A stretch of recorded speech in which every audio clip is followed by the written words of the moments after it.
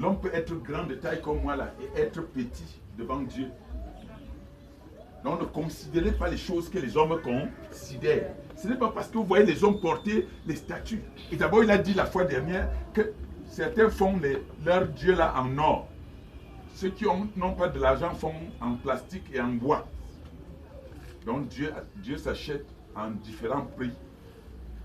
C'est celui qui a beaucoup d'argent qui achète le Dieu qui brille. Mais en qui il n'y a rien. L'autre qui est pauvre, misérable, achète aussi sa part de bois, il pose à la maison. Ou de plastique, il pose à la maison. Vous voyez ça? Or, en eux, il n'y a aucun esprit. Ça, ce sont des hôtels dans lesquels nous devons détruire et nous détacher. Nous devons sortir de là au nom de Jésus. Ce type d'adoration, nous devons abandonner. Nous devons abandonner. Vous voyez, ils ont même prophétisé sur le parpaing. Ils posent le parpaing. Tu achètes un sac de sable, disons une brouette de sable. Tu achètes un sac de ciment. Tu achètes un pot de peinture. Tu viens, tu mets un moule en bois. Tu mets ton Dieu dedans. Tu le façonnes bien. Après, tu prends la peinture. Tu peins bien là. Il devient brillant. Et tu te mets à genoux devant. N'est-ce pas que tu es fou? Comment toi tu peux voir que tu n'es pas fou? Dites-moi, toi-même tu allais porter le ciment sur la tête. Tu viens poser. Tu pars pousser la bouette de sable. Tu viens verser. Toi-même tu coupes. Tu verses, tu tournes avec de l'eau. Et tu prends, tu mets dans le moule. Tu achètes toi-même le pantex. Tu viens, tu peins. Tu poses là, tu te mets à genoux devant. Quand Dieu regarde comme ça, il te demande, est-ce que tu es encore normal? C'est vrai, il te demande si tu es normal. Parce que tu ne peux pas faire de telles choses.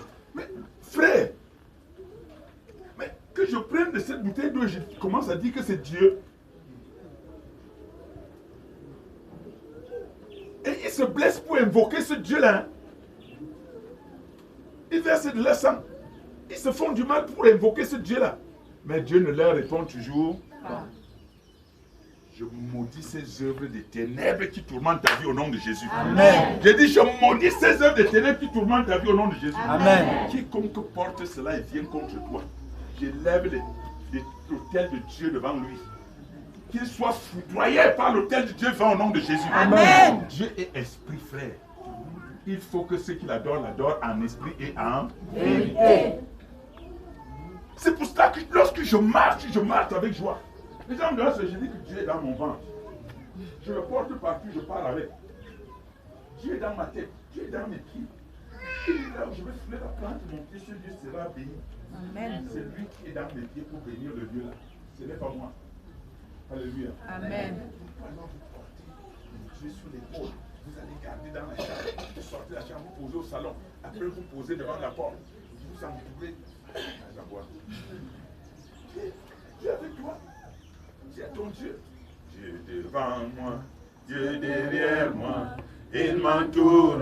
Alléluia. Alléluia. Dieu devant moi, Dieu derrière moi, il m'entoure. Alléluia. Acclame très fort pour Dieu.